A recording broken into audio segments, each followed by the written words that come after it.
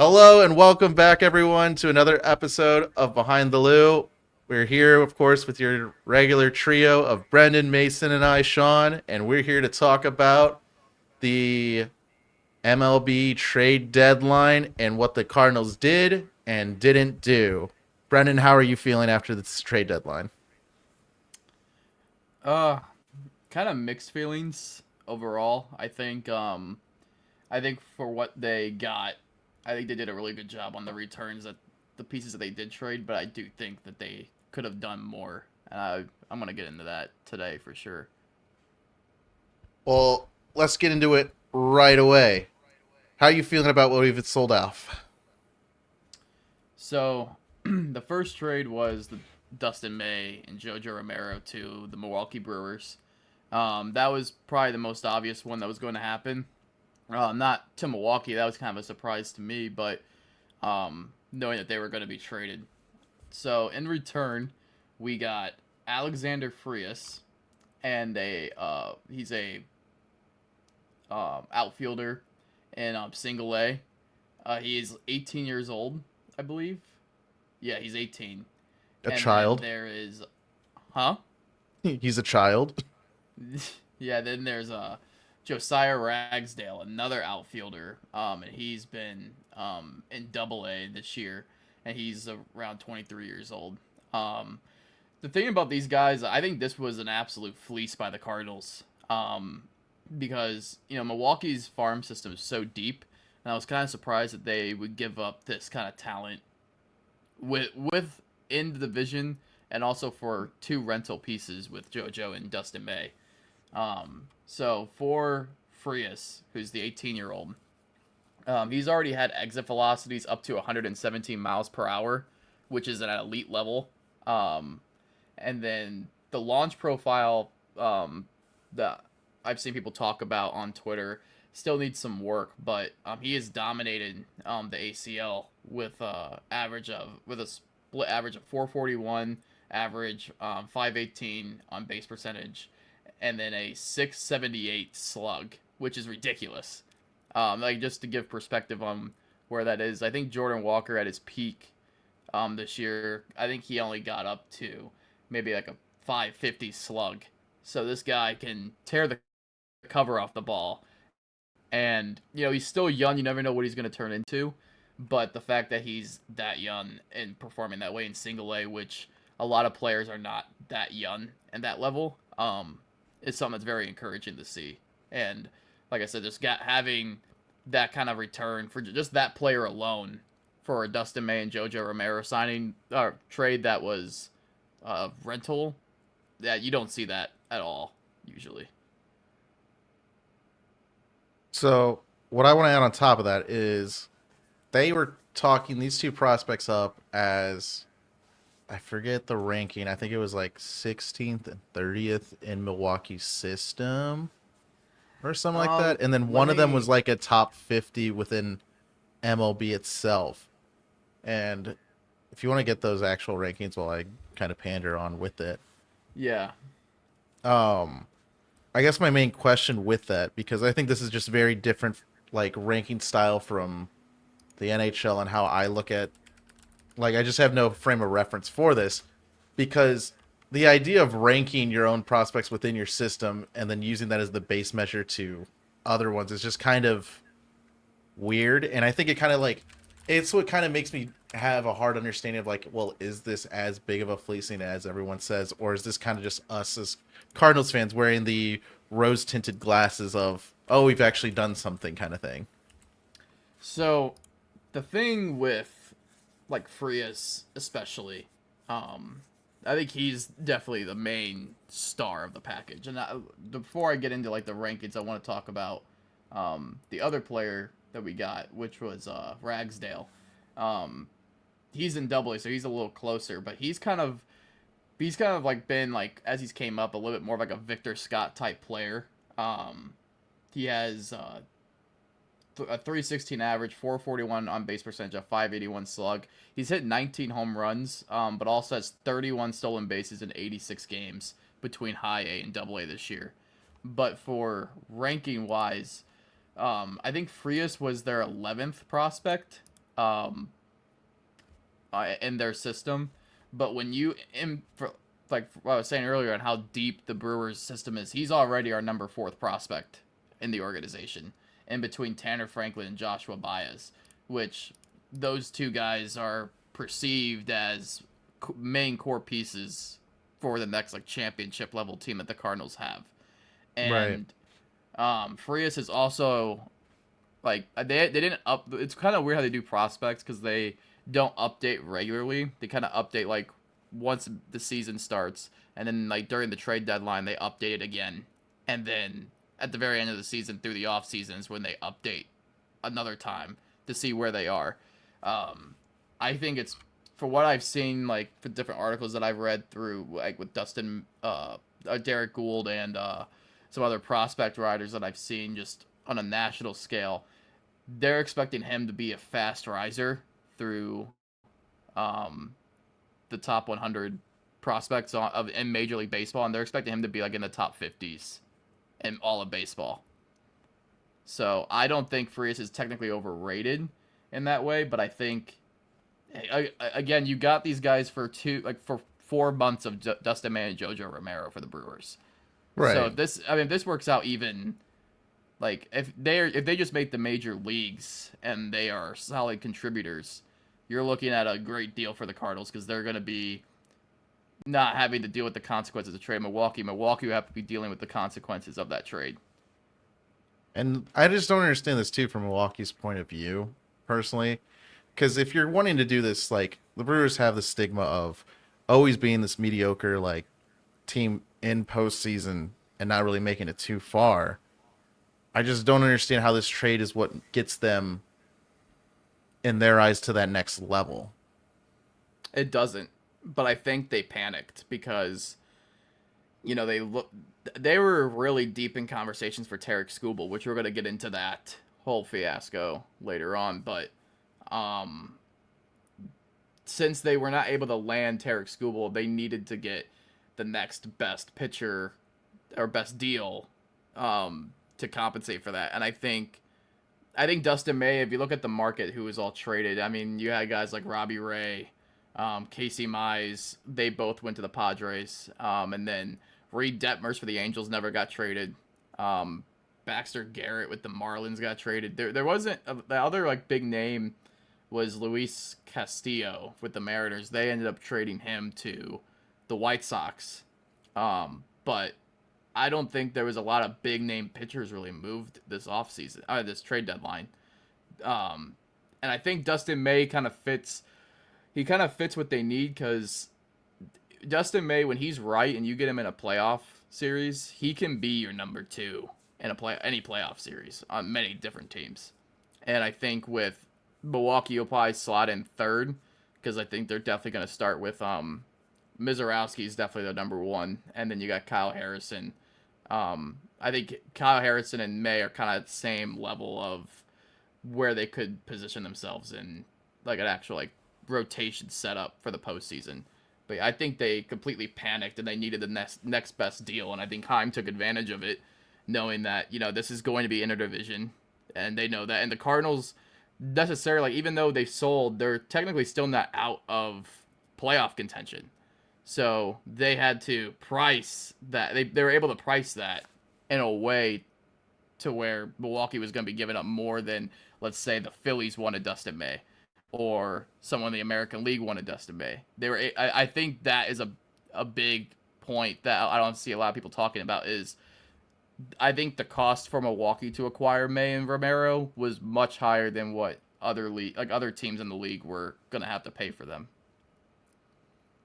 Right. And then with that too, one of the final trades from yesterday was of course finally the Lars Nootbaar era of Cardinals baseball is done. How do you feel Was after this? was he in How do you both feel about it? I guess I should was he say. in St. Louis when they told him? Like did he travel with them? He was in New York. He was in batting practice, Yeah, like he was and getting ready to he play was the game, told. right? Yeah, he was in the lineup, and then they Because that pulled was him. right before the game, and Yeah, I watched that video of him like crying. That was pretty tough. yeah, he was. Um, he was talking about like before he even went on this road trip because the Cardinals are in Toronto, and now they were in Toronto. Now they're in New York, and Newt Bar did not pack extra bags because he was so confident he wasn't going to get traded. Yeah. And I figured It's like, if he was, fuck, I gotta he, spend money on luggage now. he probably thought that if he was gonna get traded, it would have been traded by now. Or was yeah, it deep that was a three? very last minute thing. It was very Well, late because the deadline was like 5 Central, and they didn't get that deal done till like 4:45 Yeah, because I that's when he figured was they like would have pulled. traded him over the weekend if he would have been traded. Yeah. So I was figuring he would be traded in the trade season. But yeah, they waited until Monday, so I can't blame them for being surprised because I was like, oh, damn. Like, because, Yeah, yeah, it was as late as you can be with doing the deal. yeah. During that time too, they were talk. There was like talks that because I didn't think it was gonna be the Diamondbacks. I thought it was gonna be the Padres because the Padres were like there was a lot of reports that they wanted a left-handed bat like really badly, and there Yeah, the was like Diamondbacks were a surprise. Newt Bar and Burleson were big names being brought up for the Padres. Did you guys see, Towards the end. did you guys see Arenado's reaction? no, For I did what? Like not. his reaction? He did that thing that players do where the Cardinals announced that Newt Bar was being traded to the Diamondbacks because that's where Arenado went. And he just, like, did, like, laughing emoji reacts. Like, that's what his reaction was. And no one could I didn't understand see what it was that. about. Like, was it making fun of like the Cardinals for getting rid of him, or was it funny that he's coming to join up and they're like back together? Or is there like an inside joke? Like everyone in the comments was like, "What does this even mean? Is he trying to?" Because I think that'd be weird if Arenado was kind of throwing some shade to the Cardinals. I mean, I Oh, think I he's. didn't take it. I see the post you're talking about now. It was a story, I guess Instagram story. He posted like the graphic of like Yeah, and then he just did Lars a Newport double traded. laughing emoji. Yeah. I guess because he probably sees how he overvaluates Newt Bar and is probably just like Cardinals don't know what they're doing, letting him go or letting him come here and whatnot. I don't think it's that at all. See, I that's think why it's it's just kind of funny cryptic. Well, why is it funny though? I'm so confused. because Arenado was like a staple in St. Louis like for a long time, and then he gets traded to the Diamondbacks. But then that same deadline, that same year, his best friend, who was like they were like close friends in St. Louis, and now he goes to Arizona as well. So I just think it thought it was funny how they both ended up on the same team again. I don't think it's anything cryptic. I don't think Arenado operates that way. Well, no, But that's why I was like, I don't see it as Arenado. Like we treated him pretty well, I think. Um, oh yeah, so I feel like it would be pretty weird to like have some secret shade for St. Louis. I mean, I could totally, within reason, I could see it for him to have some resentment and St. Louis for probably the last year and a half or two that he was treated here and all the scrutiny that he went under. So, but I mean, I mean, any human aspect with it is like you can be pissed off at like the former employer for letting you go, but still appreciate the time that you had there. Yeah, I mean, going to the Diamondbacks from the Cardinals can't be a great thing. Well, the Diamondbacks, I honestly thought the years whenever Paul Goldschmidt was on the trading block and whatnot, or was about to be released and go to, I forget which it was, but I was really, he was just really gonna be a pushing free agent. yeah, but I was really pushing the narrative for him to go to Arizona because I feel like that would have been such a storybook thing for them. He could have really helped them and whatnot, but it didn't happen because we can't predict No, I everything think he would have been properly. a perfect fit. I think it'd be really funny if he did go there, and then there's Newt Bar, Arenado. Arenado, and Goldschmidt, and then there's Zach That would be Allen hilarious. from the Ozuna trade. Yeah. I think that would have been really funny. But what we you did know, get from back- the Diamondbacks, so I can put this in there too and whatnot, is Cardinals did receive right-handed pitcher Daniel Egan, who was Arizona's number 5 prospect, but is now the Cardinals' number 17 prospect, and left-handed pitcher Sandro Santana. I don't know if I pronounced that right. Sando Santana. Ah, thank you. He was Arizona's number 26 overall prospect and is now in the Cardinals system at 22. Yeah, those deals were that return was kind of light than I was expecting. I mean, Egan's kind of interesting. I think he could like Santana. I think was released. I don't know if that's right, but I think he was released before um this trade happened. But Egan is kind of a interesting pick because I mean I don't know how like I don't think he's gonna be like a core piece by any means, but I think he's good depth to have in your system. And if he turns out to be a solid reliever, I mean we know how better bullpen is. So Yeah. And then there was also that other signing is that my Ferguson connection did, bad? right? No. Oh yeah, yeah, Caleb Ferguson. Um, yeah, that was a weird signing or a weird trade at the end. We gave him like I think we gave the Reds 250,000 in international pool money, and we just got a reliever. There's a funny video I sent you guys about Caleb Ferguson. It was the one where he was like the umpire was in the way like a play, and I do the love that umpire was video. very overweight, and he's like, "Get out of the way, you fat fuck." It's just It's not wrong. Like you're interrupting the fucking but play. that whole I think that whole if I'm not mistaken, I think that whole sequence there was a lot more backstory to that than just that. 'Cause I think he was just having a really rough inning, and then that happens, and I think he just kind of blew up on the umpire. Yeah. But no, like with Newt though, I think it's oh you have the video. This is actually how Mason yells at Brendan and I whenever we're not digging the fuck in. I like how he does that thing where he like the ref puts his hands up and like puts it behind his head like he's doing the Macarena or something. Fucking fat ass, get out of the way. Like he's like, yeah, Yeah. you're right about Nodding. that. Yeah, I know. You're right about that one. I'm kind of fat. But he does this like I mean, we need to play he puts one his more hands up and does like the Macarena in the middle of it. Oh, that was so funny. I mean, I to be honest, I don't know much about Caleb Ferguson. I think he's kind of like a fringe reliever. I think he's just an arm to have in the pen. Right. Yeah, I don't have Like, high hopes. no, Not he's being not gonna be disrespectful, I a. just yeah. I think this whole Newt trade, though, like, I'm not really that moved by it in any way. Not like the May and Romero trade. That was, I think that could be, I think that could age really well. But kind of like what you were saying earlier, Sean, about the reaction of Newt leaving. I think it's kind of sad in a way because we've always talked about Newt being, you know, this core piece to a good Cardinals team, and it just never materialized.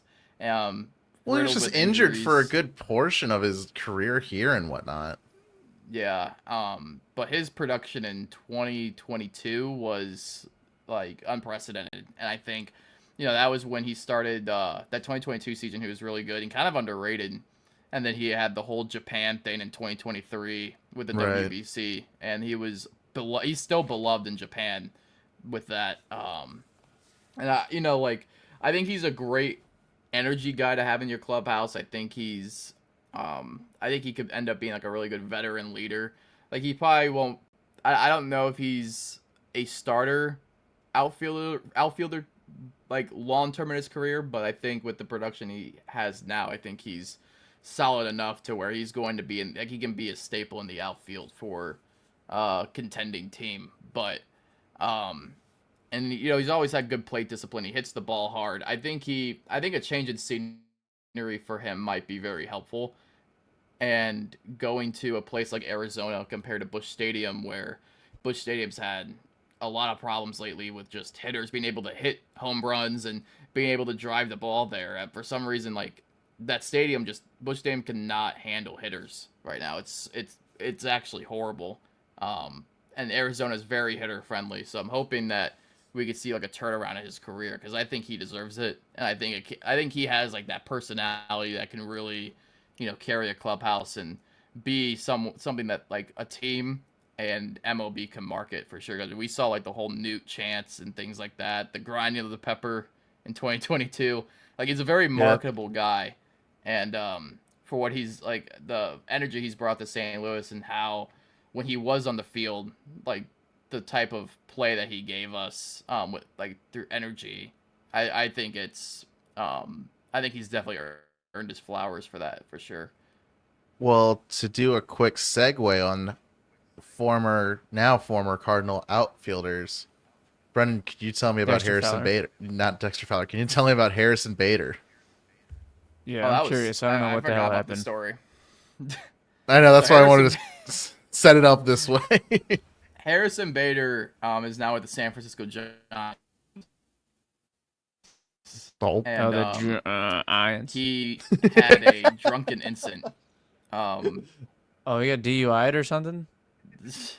he had a drunken incident. Uh, on a no, worse scooter. actually. He was on a scooter, and he, yes, he was on a scooter, and he ran into a fire truck while on the scooter, and Oh then my the God. fire truck ended up backing up and ran over his injured foot. Oh So my he's out for like the God. season. And Dude, that's cutting floor kind of material. then well, since he got hurt in that way, the San Francisco Giants are not paying him anymore. They voided his contract to where he's not getting paid as long as he's on the injured list. They don't have that in like the player And they were agreement pissed. for the MLB. They don't have like. No. Oh my gosh, that's wild. You can't even like put him like. I guess that makes sense. Like, but you guys have like the MLB has the IR, right? No, it's just IL. It's That's kind of like an IR, crazy. but you look at like I think the thing is this injury was so preventable, and I think that is what's voided in a contract because there was He's gonna I get can't remember if this hazed. happened to I don't know if this Yeah. happened to Fernando Tatis, but when Fernando Tatis had that whole motorcycle accident and he was hurt like the beginning of I think it was 2023. He got hurt on a motorcycle accident, and then they were asking him about the motorcycle accident, and he answered which one. And I don't think that went over very well. And then he ended up getting popped for steroids later on in that year.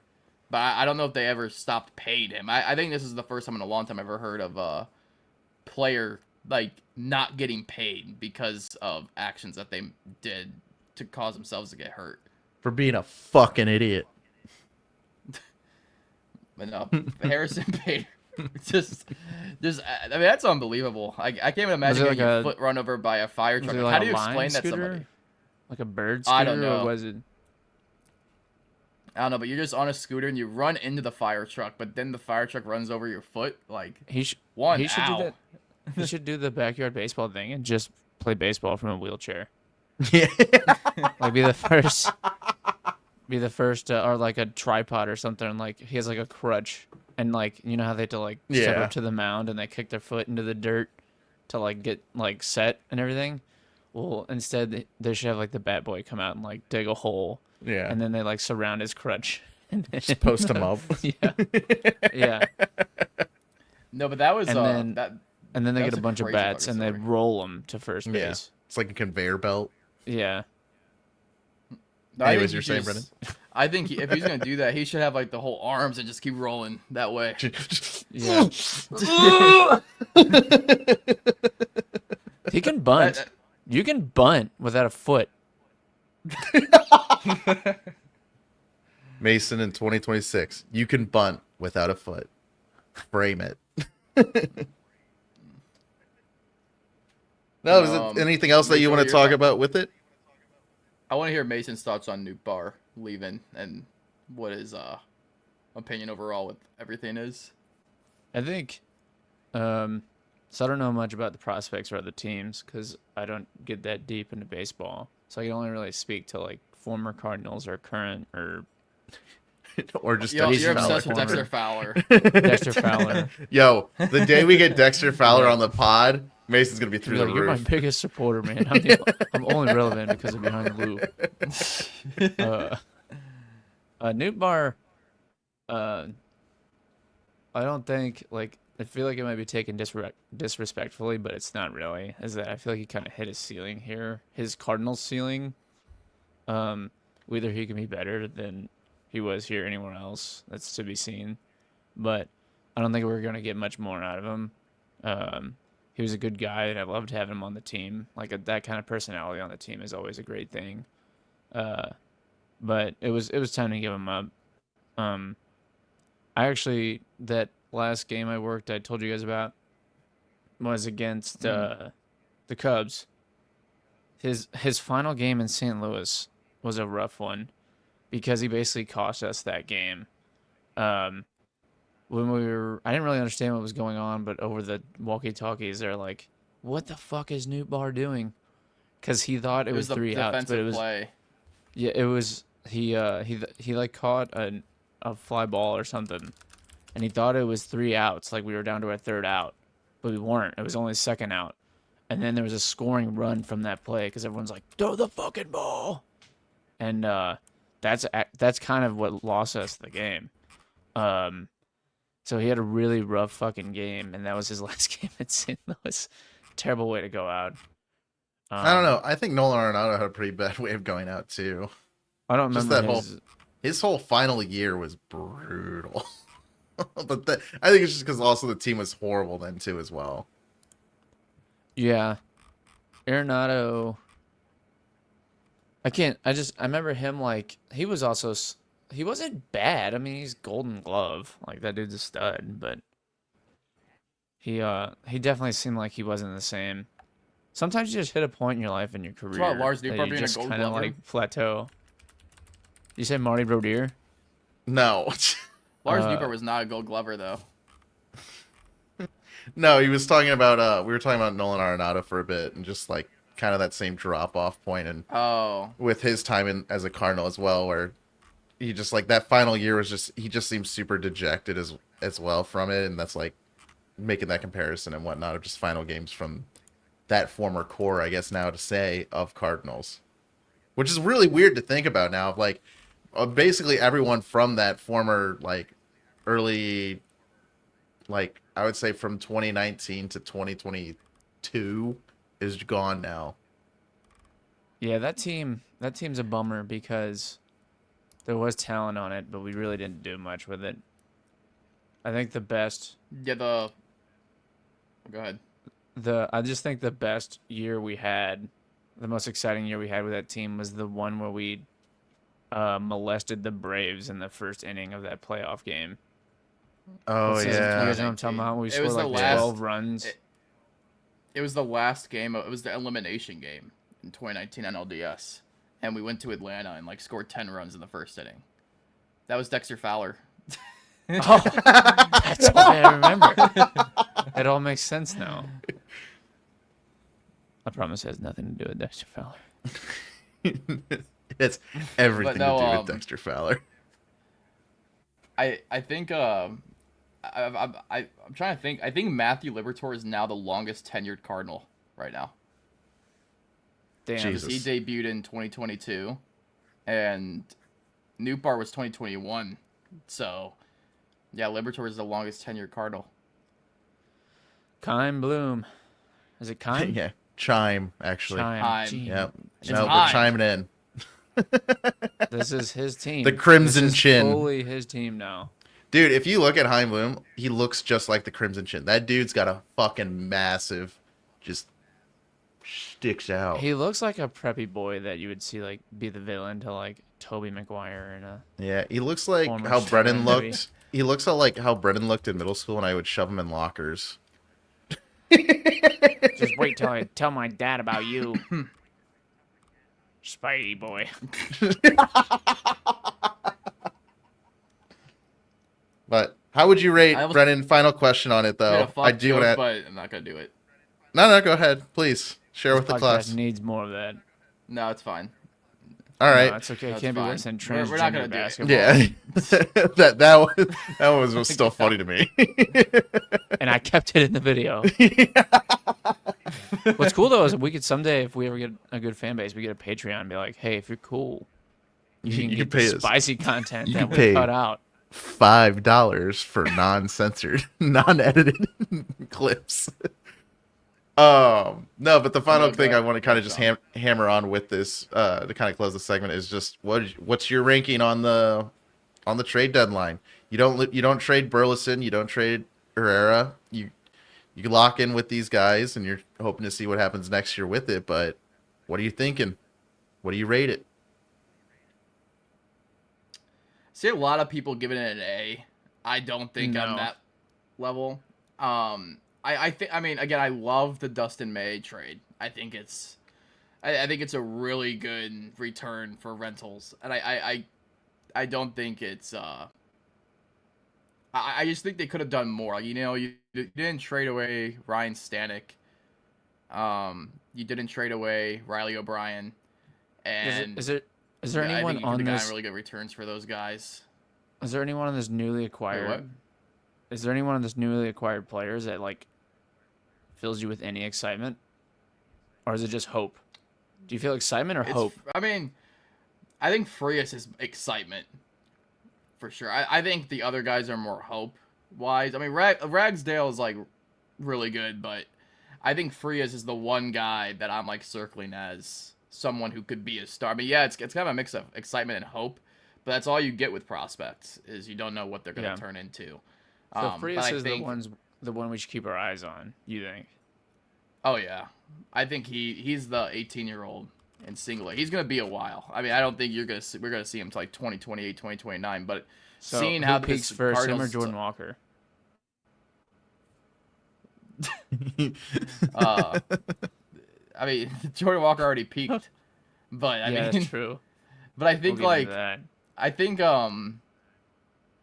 I think the one thing with Frias though is like you with our development like team right now, like in the minor leagues, like you look at guys that we've acquired, like and just guys who have developed that we've had before and how much strides they made. I mean, look at like a guy like Joshua Baez, who was drafted, I believe, 2018, like a long like for baseball standards a long time ago, and now he's just finally hitting his stride these last couple years.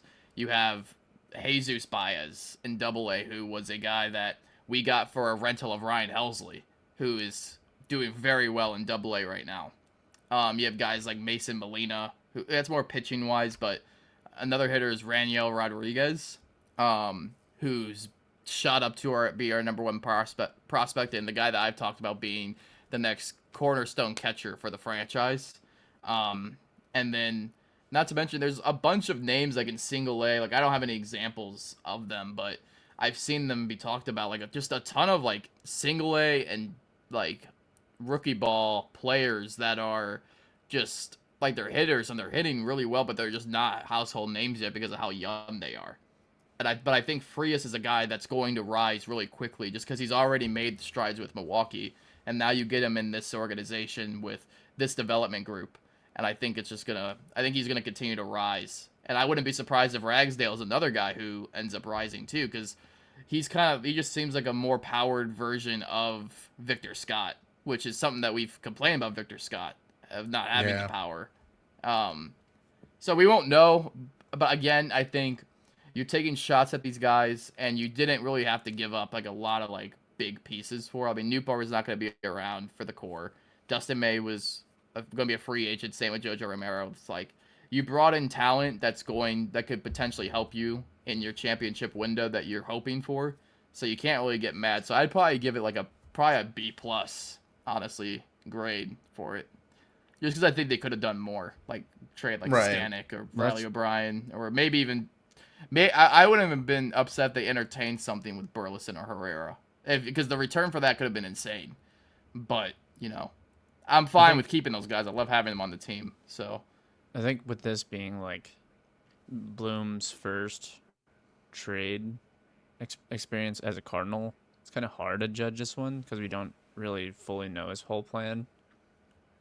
But it feels like a B minus to me. I was gonna say C plus, but I was like that's too low. But I'll give him the benefit. I just want to see what he's doing, and it's not that I don't trust him. I'm just really curious, so it's hard to do anything too positive. I will play the villain on that, and I'll go the C plus route with it. I understand that they are rentals and everything that we had, and that you do get value for these 1 year offs and whatnot for the team, but and it does help for the future. I just don't think that there was enough done. I feel like this is like part one of what could also be coming in the off season if he didn't find a right fit or trade partner for what he was wanting for Burleson or Herrera and whatnot, or even something else that we couldn't think of. It's very, and I know we make these comparisons a lot, but it's very Doug Armstrong coded in my mind of there's something else to have been done that could improve the team now and for later. And they only took care of for later, and they're still waiting to take care of the now. Yeah, they're definitely betting on the future. That's what it feels like. Yeah. Which is probably the move, to be honest. Yeah, I mean, it's definitely the That's what they smart should have play for done. any. That's what they talked about Yeah. doing. Well, when we talk, Brennan just went into it. Is that baseball to be like properly equipped or like fitted to compete, unless you do the Dodgers aspect, which maybe this is the segue, but it takes a lot of time and it takes developing people. It takes years. I feel like it's like the longest sport where like you need those people to develop. So why not One why last not thing I will apply say. that to like your current team that you just took hold of? Like, hey, this is gonna take time, and I think a lot of Cardinals fans trust Bloom. So Yeah, that's what I was this gonna kind of makes say. sense. That's what I was That's gonna why say it's hard was to judge this. Like I said, yeah, with Heim Bloom, if he acquires names, I mean, you see what the Red Sox farm system like in 2 years, and like what he's doing with Tampa. Every time he makes a trade with somebody, I people's ears perk up because of how his track record is of acquiring talent. He is he like the free agent signings that he's done have been kind of lackluster, but the trades that he's done, those always stand out as like they there's something to keep an eye out for. And acquiring guys with this much upside that we did this year at this deadline, I think that alone is something that Cardinals fans should be happy about, and at least interested to see how it's all going to come together in the next like year or two. You know or what isn't maybe going to come we together? need to get Bloom to do peace talks with Iran. Yeah, that might actually work. It's not a bad idea. I'll It'd tell be you a good treaty. what peace talks aren't going to happen soon is what the Dodgers are doing to the MLB and how there's definitely going to be a fucking lockout. It's not the Dodgers' problem. What other teams just pay, follow their method. You need to just pay. Oh, I didn't realize I was playing. I didn't realize the MLB was EA and I can pay to win. Yeah, and I'm operating under my parents' wallet when I was like 18. Like Yeah. get 3 games a year. This isn't freaking So Preppy Bloom, Spider-Man. My parents buy me a game every day. So I saw this video about the Dodgers and their TV deal, which is what's caused this issue. And I really don't blame, like I know you just made fun of people who are saying that, but the Dodgers are not necessarily, like the organization themselves are not the problem. It's the way MLB structured their TV deal back in like 2008 or something like that. Because when they did that TV deal back then, the Dodgers actually were bankrupt in the mid 2000s. They filed for bankruptcy, and MLB It wanted looks like to they're going to be save doing that it again franchise. soon. Yeah, probably. They wanted to save that franchise back then because it's a historic franchise. Like the names who have been on the like under the Dodgers name and under the Dodgers uniform is like I mean it's Yankees and Cardinals level of like historic levels of talent that's been on those teams. But the TV deal that they signed was the MLB agreed to tax their TV money as if they were like in that bankruptcy still. And that I don't think they expected the TV deal and the way MLB went to go this route because they're still being taxed today as if they were like still bankrupt because now they're keeping about $66 million more in like the revenue sharing for their TV deal pretty much every year since then, and that deal doesn't end until 20 2039. 20 what? So with that, like they are 20 able to what? keep more money. What Wait, year what? did you say, Brennan? your 2039. voice Oh, went 2039. 2039. 2039. Okay, yeah. So we're getting a salary cap. That's too long. I think StreamYard's messed up because it's not my internet. Everything else is loading fine, but StreamYard's just It was messed just up. a really good, But, funny moment for like a delay that happened because you were talking, went quiet, Mason went, "What year?" Quiet, and then you just kept going. It's like you ignored Oh. it completely. No, I'm sorry. Yeah, vital No, it's information. no, but the deal, like they get to keep $66 million because of this TV deal. Jesus That's not being Christ. shared with the rest of the league, and it's Yeah, all because of their and I guess- bankruptcy. And I could see why people are like it's not the Dodgers' fault, but it's the Dodgers' fault. Even if it's inadvertently not technically their fault, it's their fault. I blame the 'Cause you Tigers take- for this Tarek Skubal thing.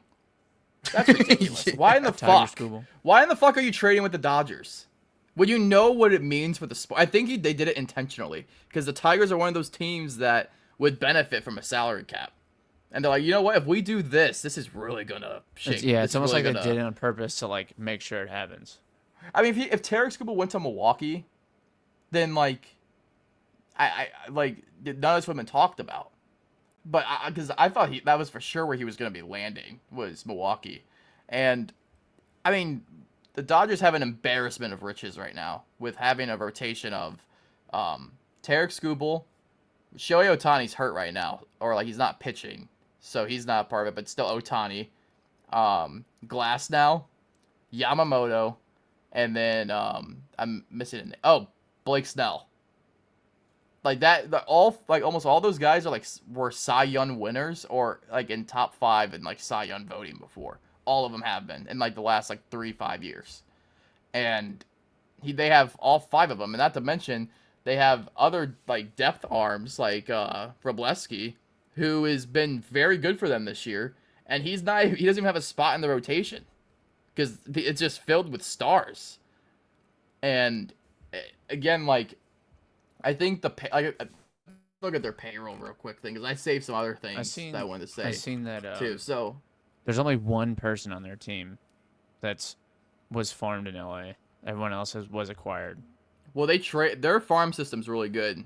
What they do is how they operate is they have a really good farm system constantly, but they trade away a lot of that farm to acquire the big names and then sign those big names. But they have like good developed players, like they develop well. That's what makes them so dangerous. Yeah, but I think on the like starting team, there's only one dude that's standing from LA. The rest I think of the Dalton players are Varsho's acquired. one, Will Smith's one, Max I don't know, Muncy. Max Muncy was not. I read no. something like that. But this is one thing I wanted to share too. This is crazy.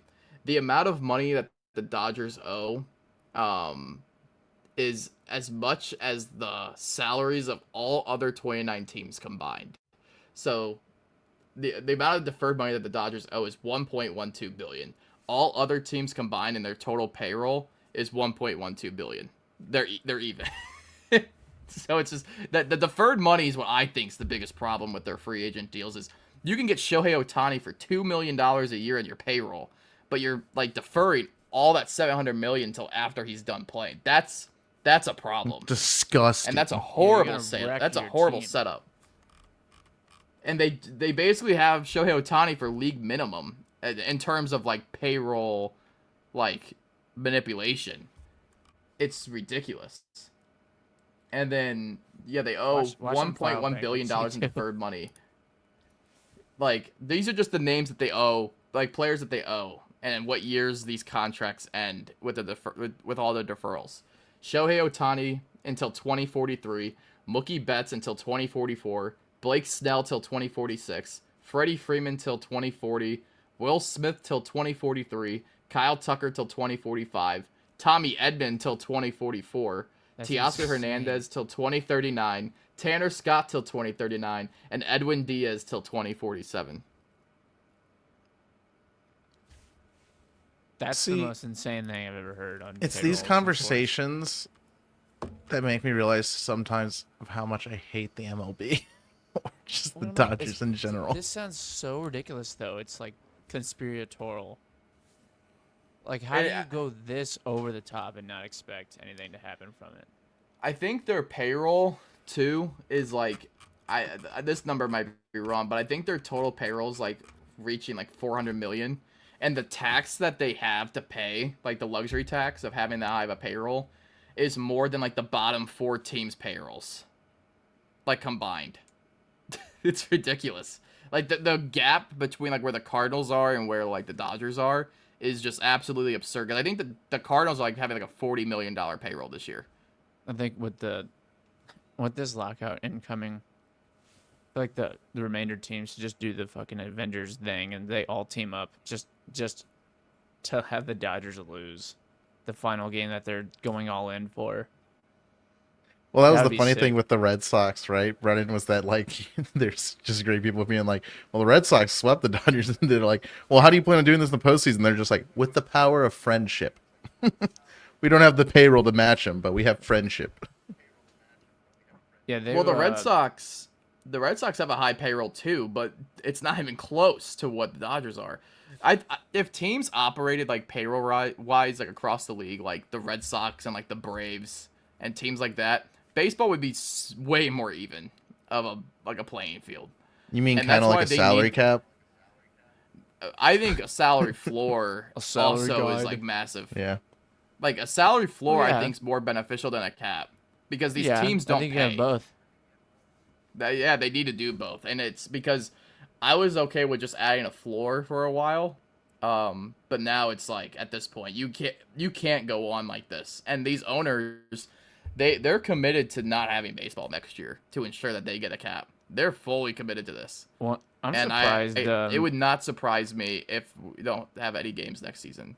I watch Cardinals TV, so I don't have like direct TV or anything like that. I don't know if they have that on all streaming things, but they show ads like to their viewers, like, "Hey, you should be in." They're like, "You should be in favor of a salary cap." Like they're advertising that. I don't know Really? who's paying Really? for it, but yeah, I don't know who's paying for it, but there's ads that are like, Probably the owners. "We deserve a Yeah, the owners are salary cap." finally putting money in. It'd be like there's like $500,000 of like advertising. Go guys. Yes, the owners. But yeah, someone's putting. If you watch Cardinals TV like provided through MLB.com, there's ads that are like, hey, there needs to be a salary cap, and there's been commercials like for it all season. I've never seen a league during their product advertise something that's like kind of political within the sport.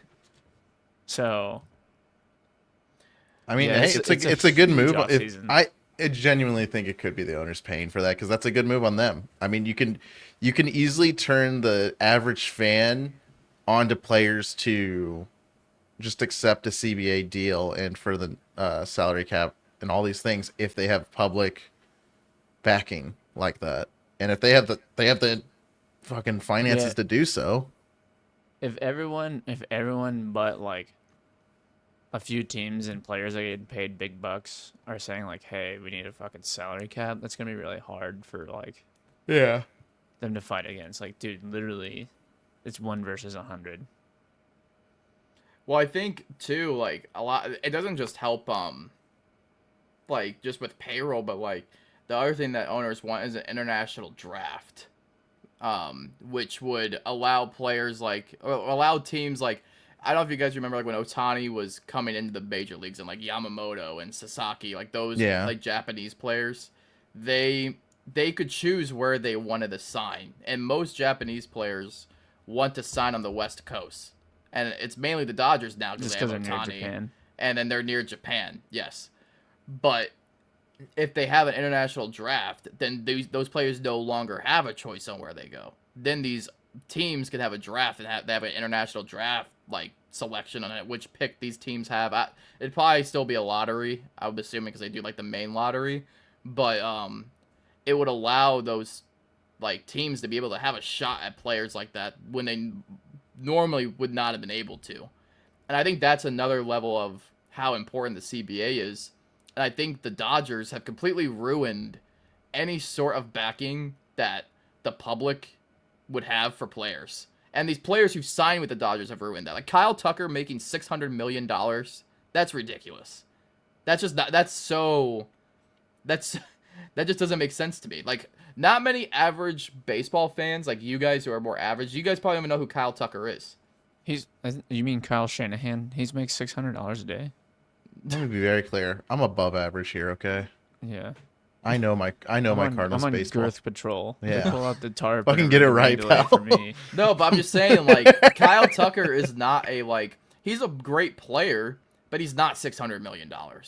He's just, I don't care what anybody says. You cannot convince me that he's worth You sure that the money. M stands for dollars and not millimeters? Yeah. You sure it's not 600 millimeters? Yeah. It's milliliters, 600 actually. You millimeters. just full Yeah. liquid. It's just all fucking liquid. That's why they call it liquid assets. It's all liquid. Oh. That was a good dad joke, Sean.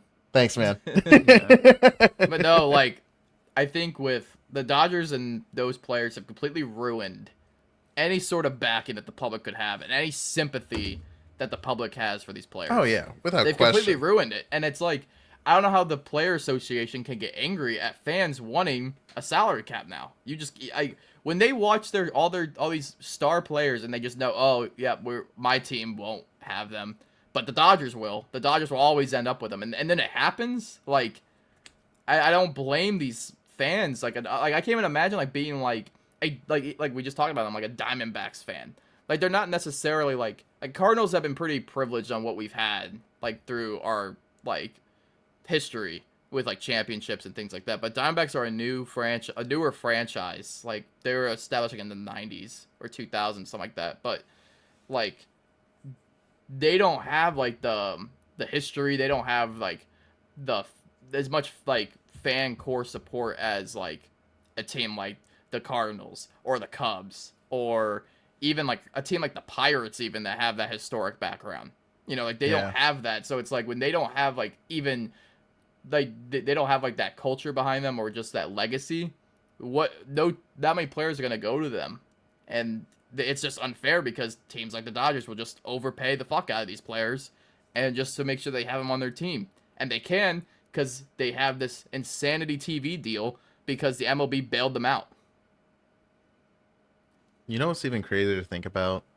With $600 million, do you think that's enough money to buy the UFL? Absolutely. Do you think it's enough money to keep the Birmingham Stallions where within you're going the with UFL? Shohei Ohtani decides to keep the Birmingham Stallions in Alabama. He stepped in. He actually bought the stadium that they can't play in next year. He bought them and kicked them out. Yeah. They can play at protective. Anyways, that's me segueing for Mason on our UFL news that we have going. Tell me, Sean what the riding fuck the is going chariot on? behind the Stallions? So, all right, big news this year. The UFL, it's not a good look. You don't want to keep moving teams, but they're going to do it again. They're doing another 2 relocations. We are abandoning Houston and we're abandoning Birmingham. Houston makes sense because between the UFL and the XFL and even the USFL in the very beginning in 2022, that market has been slapped around. They change stadiums every year. The head coach is always changing. They had like a great team and it got dismantled just because of moves at the top and business moves.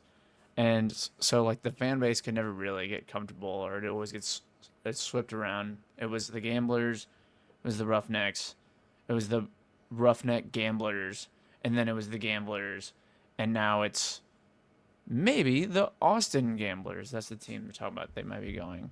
Which would be really sick. Which I don't know. I don't know if I believe in the Austin market yet. I believe in the Austin market purely because of their MLS team and whatnot.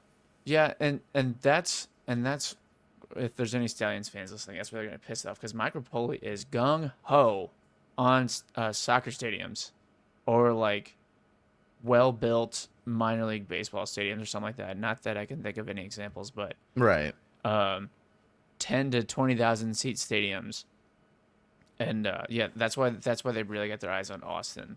And Austin's an up and coming city, so it would be interesting to see. But I would love for them personally. Talking about teams that just get ripped out. Everyone acknowledges the Panthers, like, oh, that fan base was growing. The Brahmas were a fan base that they came down from their height, but they were still doing good attendance, and they got ripped out. But that was another stadium deal thing. Right. And so now we're seeing it. So to go to the Stallions, we're seeing it for the third time. Another stadium issue. Protective stadium. That is not where the league wants to be anymore. The part that is bothering a lot of people with the Stallions stadium situation is the city of Birmingham or whoever owns Protective was rent free. It was rent free for the Stallions. So the UFL was not paying them to use that stadium, which is kind of insane because that's a big overhead cost. And to save that money, in my mind, I'm like, if you're saving that money on not paying rent for the stadium, you should put that money into marketing or whatever. Right. To get those people into the stadium. Like, hey, that's a good way. Because the stadium is the stadium's too big and there wasn't enough people attending the game. And I'll get to my rant about these fucking Stallions fans. But if you're saving all that money on the stadium, put it into putting people in the stadium. If the stadium's not working out and it's not looking good on TV, put that money into getting people in the stadium. I wish the Stallions, their attendance has been collectively going down. They really miss the Skip Holtz era, which was the best era of Stallions football. This is a legacy team that will always harken back to this team as long as the spring football standing. But that era of the Stallions was gone basically as soon as the UFL merged. Right. Now they got a mid team. They got AJ McCarron, who was in his debut season, who did not perform well, or he was getting his bearings. Had a lot of shade thrown at him. I was very big on the shade towards that because I did not have any faith in this guy being a good head coach. Yeah, and he I don't want to jump to. I don't know if he is gonna be the best head coach, but I don't want to dog on someone so early in their career. Ricky Prohl didn't have his greatest season either as a head coach, and this is his first time really at this level being a head coach, and no one wants to talk about that. Battlehawks fans did not bitch about Ricky Prohl. I think we're used to coaches that are trying to develop themselves, like Anthony Becht and all that. But these Stallions fans, their motherfucking privilege of coming from Skip Holtz and winning 3 championships in a row, and then they get AJ McCarron, who's an Alabama darling, comes into town. He doesn't do great in his first season, and then they act like the UFL just completely fucked them. Mind you, whenever in this offseason, they went from GMs and head coaches to just coaches being the GMs. And so, maybe Skip Holtz doesn't want to be the GM too, and that's why he left. I don't think they're just throwing him off to the side for no reason. They were tight-lipped about it though, so maybe they did. I don't fucking know.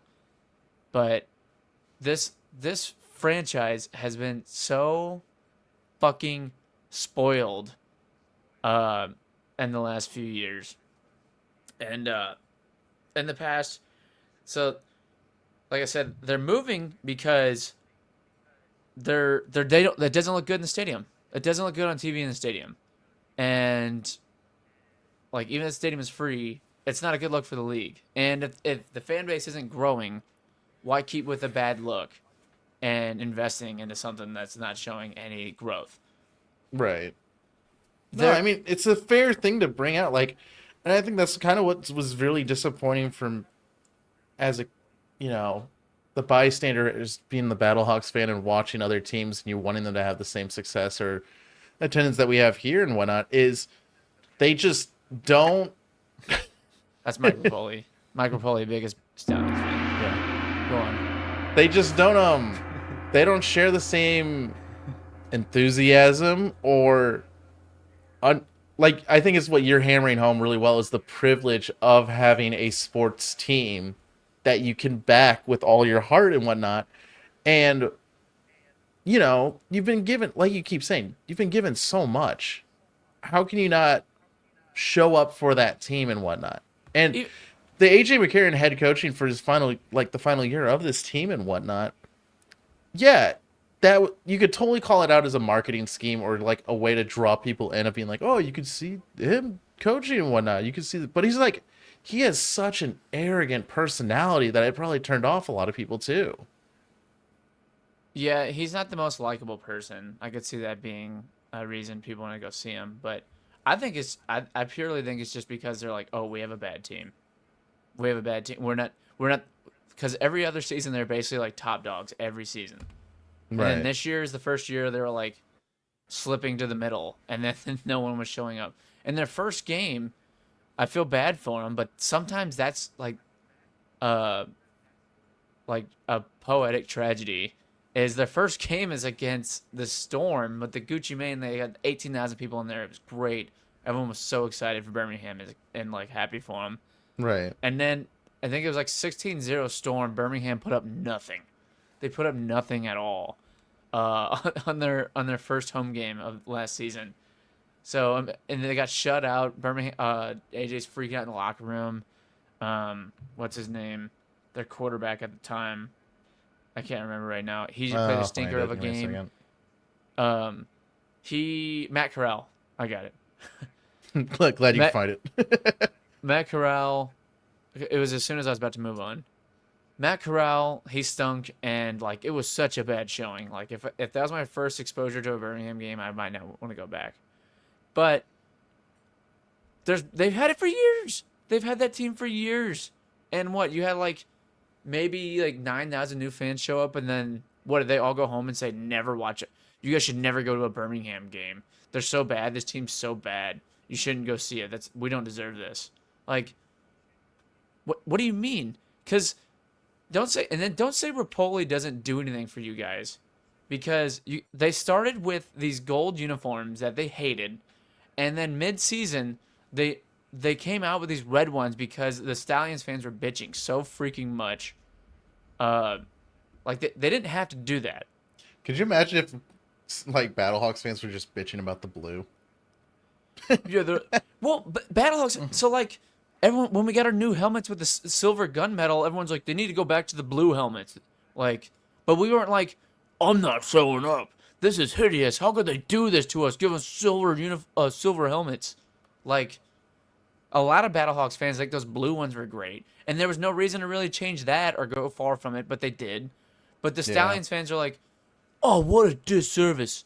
How disrespectful. There was nothing wrong with it. Oh, these are god awful. Like, he hates us.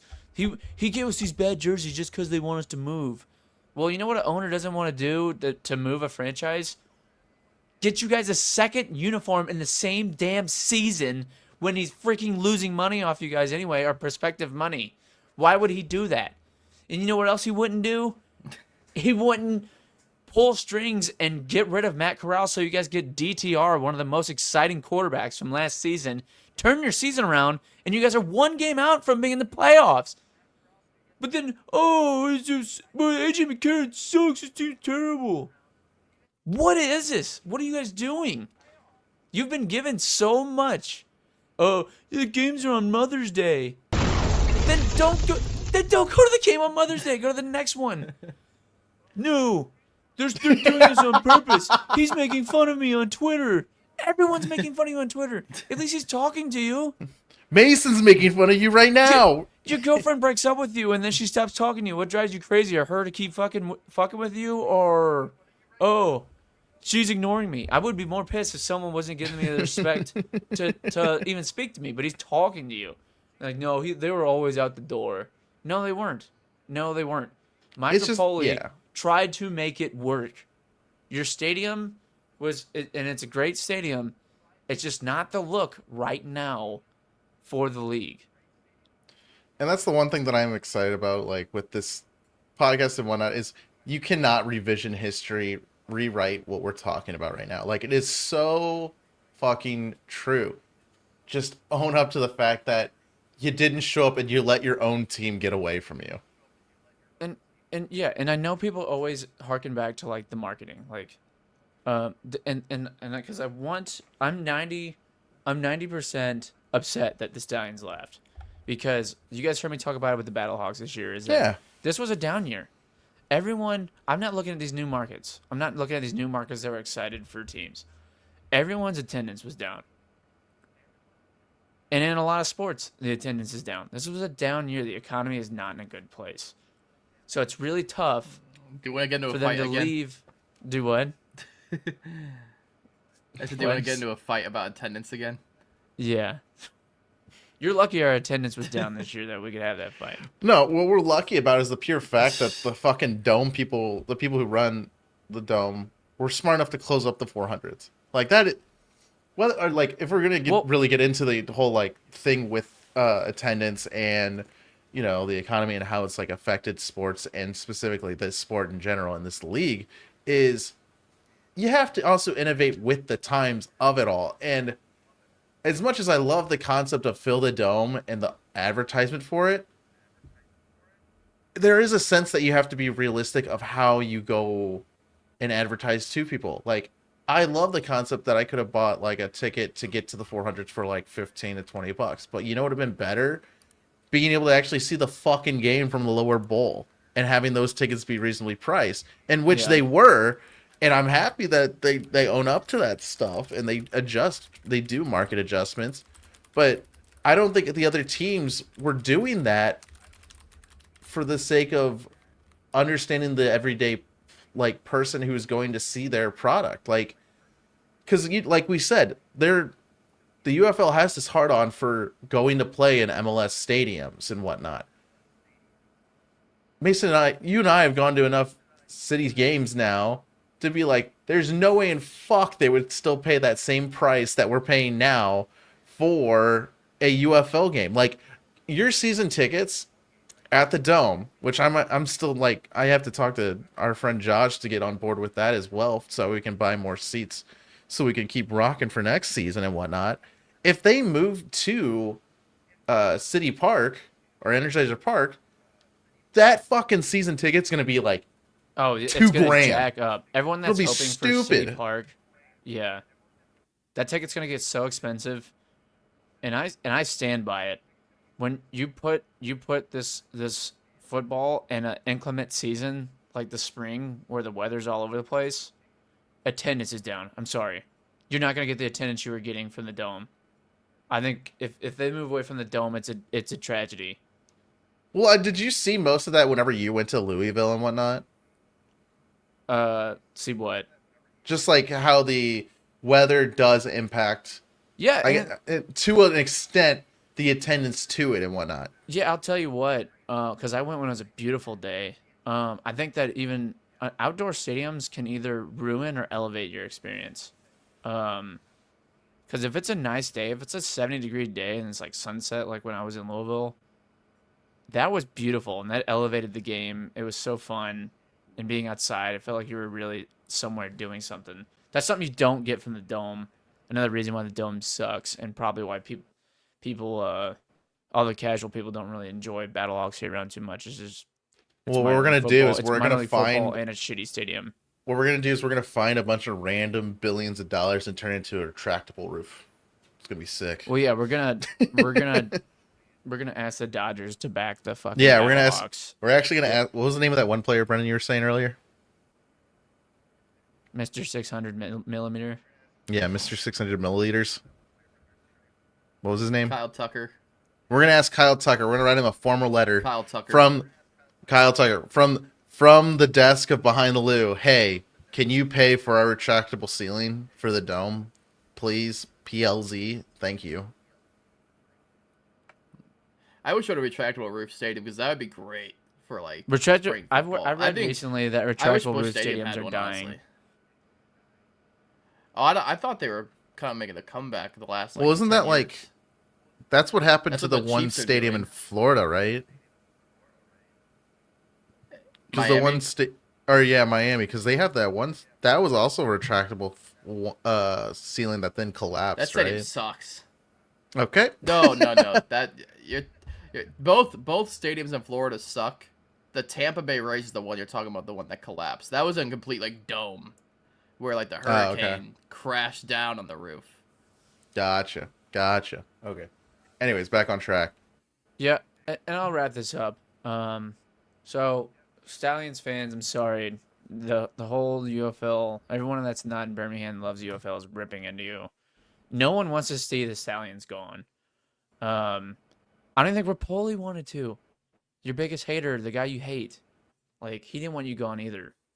He really did. I see it that he tried to make it work there. But the stadium, I don't know what you guys got going on there, but there's got to be some fan accountability.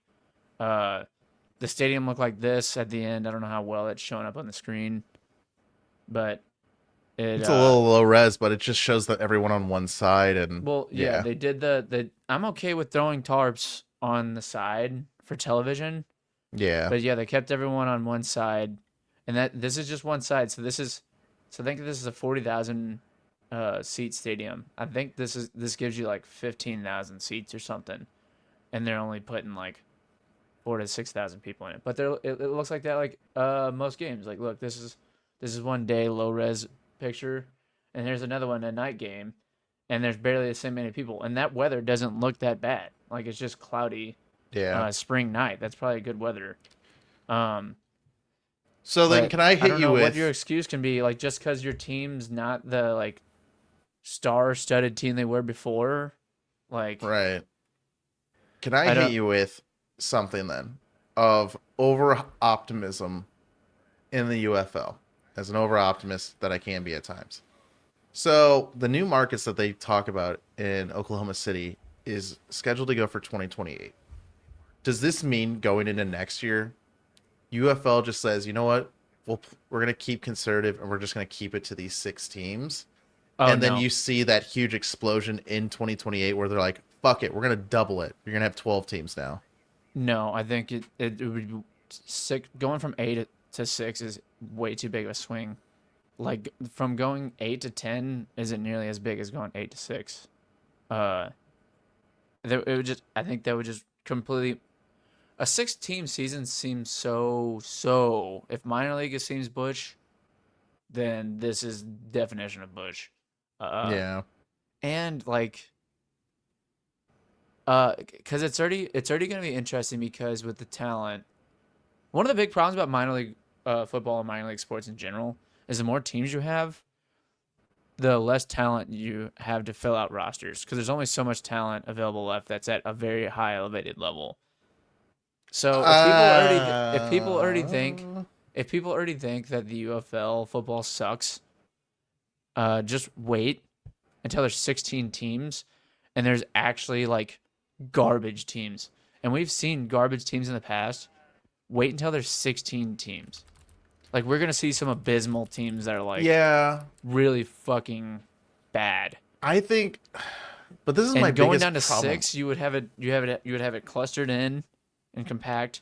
You have to do another draft, and fan bases doing all these expansion and unspansion drafts, recluse drafts. Like that's just gonna piss off fans. They're like, can we get a team? I don't Can know. we get I a just solid team together? I want to argue on the point though that with the NFL, there's just so much, or like with football in general, I don't think there would be that much of a dilution in talent if they were to do it like what I'm thinking of, where they just go 6 into next year and then hypothetically, again, this is just over optimism on my end, and I don't know the logistics of it all, but going from 6 to then like let's say 12 in 2028, hypothetically, I just want you to follow along with me on this. I don't believe in the idea that talent can be diluted in football to that level because it I think opportunity brings out the talent within players at that point in my mind. Because you look at all the like the great stories and whatnot, and the best example of this that I'll use with it is, St. Louis hero and Kurt Warner. That story of he's bagging groceries, then goes and to win a fucking Super Bowl. Yeah. I just think that with more opportunity allows for talent to shine I see what more you're saying. than the other way around. I'm not saying that big names won't come out from more teams. I'm just saying like it's not disparity. I'm trying to figure out the word. Parity. Parity. Yeah. Parity. People were talking about this year was the best year for parity in the UFL because any team, even the Roughnecks or the Gamblers, every team had a real chance to making the playoffs. Like in the past, you'd see a team like, oh, they're out for the year. These teams were figuring it out, and it was like literally any team could go to the United Bowl, and that's what people loved. But when you do 16 teams, I just don't think you're avoiding like 3 or 4 teams that are absolute stinkers. And if you expand too quickly before the general public really appreciates what you have, you're gonna have Memphis Showboats, Birmingham Stallions numbers in your stadium, and it's gonna look rough. Or like, I think why I look at it from this kind of perspective too, by the way, is just because it's wild to think about how the NHL worked under 6 teams for like 50 to 60 years, and then they just randomly decided, hey, we're gonna have 6 expansion teams, and I think out of those 6 expansion teams, it was like, I think 4 of them stuck around before they expanded again to 18 or something like that, or to 14 teams and whatnot. So that's like my perspective. But I'm also thinking, but using that as comparison is really unfair because they did that shit in the 60s and 70s. Yeah. There's been plenty of examples of leagues expanding too quickly too, and it normally doesn't work out. That's why I'm gonna run through the timetable with you. This is just off the top of my head too. I'm not pulling it up. So for 2027, we're still going to be 8 teams. We're going to find 2 replacement markets for Houston and Birmingham. 2028 is where we go to 10 teams. That's where Oklahoma City gets introduced and a mystery market that we don't know about yet, or if it's even solidified. And then it was supposed to be in 2030, it was going to be 12-team league. So 2028, 10 teams. 2030, 12 teams. And basically every 2 years, 2 teams. Well, it's interesting with the Birmingham and Houston news, the UFL's official statement was like, hey, we have a lot of teams interested and we're like ahead of the game. And they've done this in the past where they like inflate your head and make you think that it's going really well or like whatever. But they said we might have 12 teams by 2029. So if that's the case, for the next 3 years, we're going to get 6 new UFL teams. Markets. Like, that is crazy. It almost seems like too much. You know what scares me, too, with that exponential growth, too, and whatnot? And this is kind of like a topic that we might tackle later on. It'll be slightly political with it and whatnot. But the idea of Saudi Arabia and the way that they can also fund a lot of teams, like, because they have Live Golf and they've also bought a lot of major things going on in the U.S. to then. Oh, do you think they're going to buy the UFL? They could fund it. Oh, they could. I don't know if I'd rather have that or the NFL buy. The NFL. That'd be interesting. It's a genuine concern that I personally have with like sports in the U.S. and whatnot. I hope Rapoli believes in this product enough to not sell to the NFL. Because people really want them to merge together and like make it a complete official minor league, and I don't think you need that. I think you'd have a partnership, but please don't fucking merge. I'm one of the people that wants that merge. Please, no, no, because if they ever get in their ways about something, then we won't see change. But having 2 separate parties, like you need your Walmart and you need your Target. You don't need your freaking Warget or your Walgett or your Tarmart. You guys like that metaphor? Keep them separate. Or 2 things can be beautiful at the same time. And that's true. Tarmart. Tarmart. Yeah, keep Tarmart out of here. Sydney, grab your brother. We're going to Tar Mart. We're low on Slim Jims. That's some Troy coming out of Mason there. So, yeah, just to wrap this up, people think it's going to be Austin. Another city that they're really thinking is Boise. Boise? Boise, Idaho. We and got then- the Boise potatoes coming out on the field. That is so homosexual.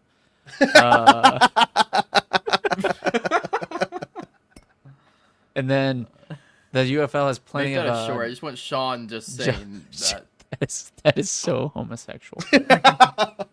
And then there's some job postings in New York for some like HQ shit. People are theorizing that they're gonna leave Arlington and go up north, which means we would see the revival of the Northeast Coast / New York, New Jersey market for football, which I would love to see the New York Guardians come back or the Generals. Oh, But- that'd be so sick. Definitely get back up in the Northeast. That'd be cool. But They could go to Connecticut. Connecticut's like the main front for all corporate places in my mind. yeah, well, that'd be sick. But they already got the job listings, like I said, in New York. And I think a lot of Republicans. I know, I'm just ignoring that. But fine, like I said, Stallions fans, I feel for you. Shut the fuck up. Take some accountability. If you're nice, and if you're nice, you can have your dessert. It just And comes you later. too. We got to get through dinner first. And you too could have a team again. just What if they do the reverse of what we did with the NFL and they just like get an NFL team? I mean, I think it has to be. I think it has to be because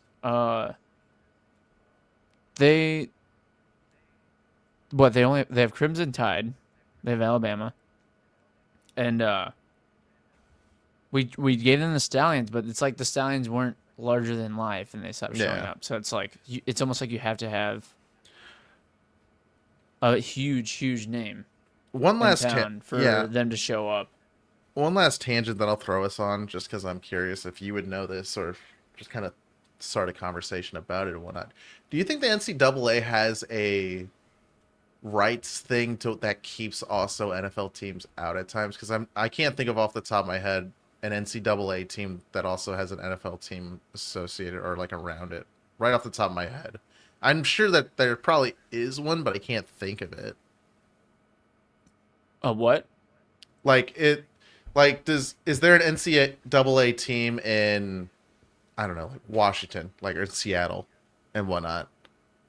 Or is it like, does that make sense what I'm saying or no? You mean like No, a I don't. high level college over in Seattle where these UFL markets shine? Is that what you mean? No. What I mean is, does the NCAA, like in Alabama, like the Big Ten in the cities that they're in, do they also have a corresponding NFL team? And if not, is it because the NCAA is that much of a powerhouse of like marketing or like keeping away NFL teams or any other football teams from being able to be used within their area? I don't think so. I think it's just coincidence. And that's probably why the Alabama market supports the Crimson Tide or whatever you want to call them so well, is just because they don't have anything. It's been around for so long. Yeah, it was and just now like it's it a was just powerhouse. the thought that came to share and whatnot. Because I think what you're saying is like, would the NFL, like, does the NFL even attracted to trying to go into the Alabama market? And if they would, Yeah. would that be like a war with? Yeah, or like, is there some The sort of like agreement team? that is between the two that they can't do that or something like that? Yeah, because that would be interesting to see. Because that's such a massive fan base that, like, if another big boy came to town, I feel like there would have to be some hostility because it would affect something. I mean, I guess technically, if I was to really think about it, like, does Michigan get in the way of like Lions games? You know what I mean? Like, No, because I think they kind of established the Lions are so fucking old. I think they established at the same time, and Michigan's they've pretty like old, been too. cheeks. What? yeah, I said Michigan's pretty old too.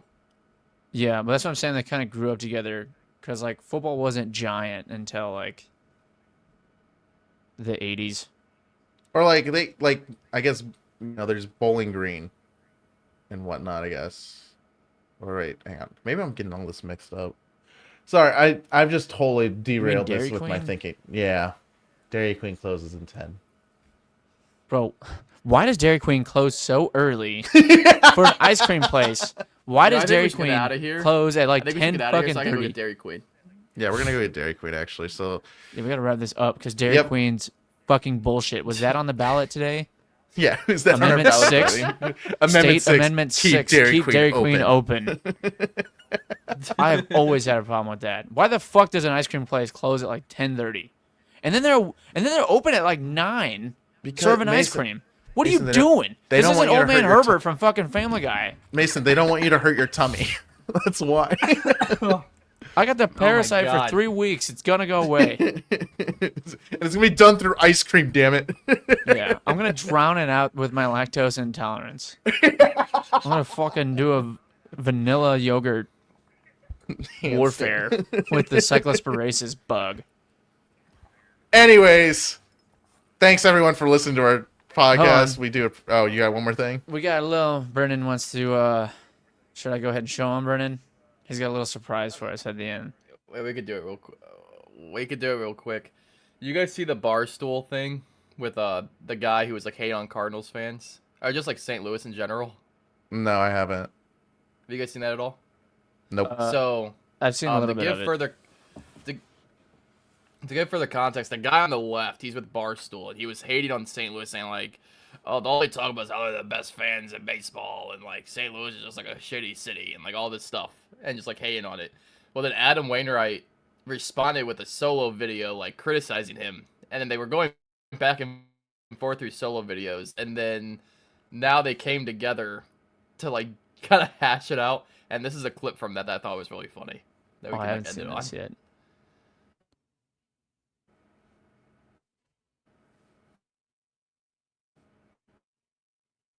I don't know if audio's coming through. Did you guys hear it? No, I don't know if it's coming through on the thing. Oh wait, hold on. Try this. Does that work? You guys can't hear it? What the hell? All right, hold on. Give me a second. But yeah, like when you click on the present thing, make it like video with like share screen. All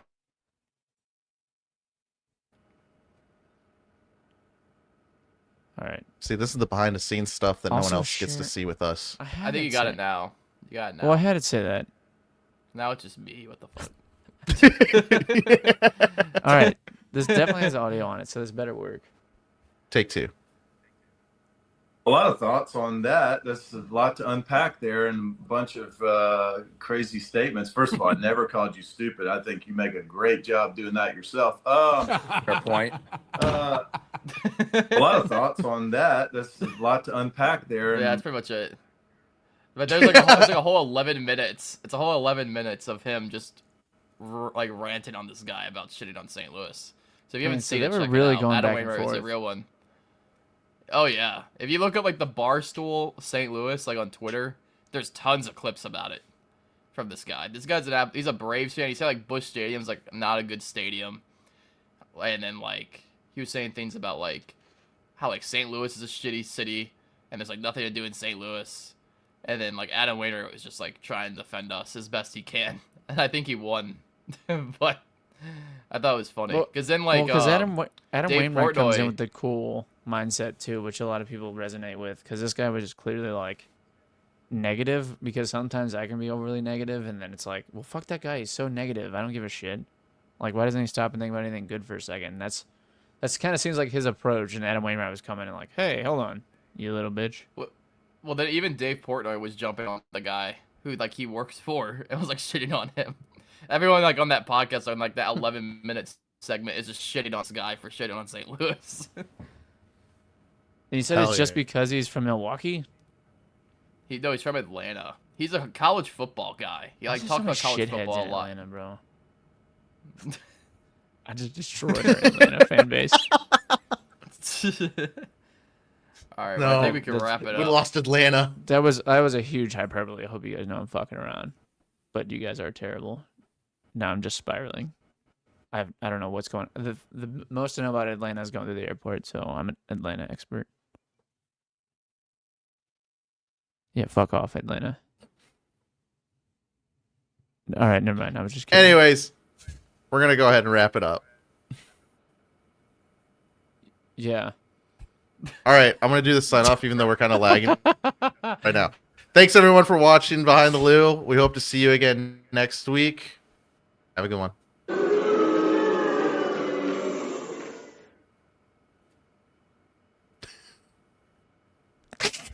It's not ending. You gonna end the not fucking ending. thing or It's not? not ending. I'm hitting end.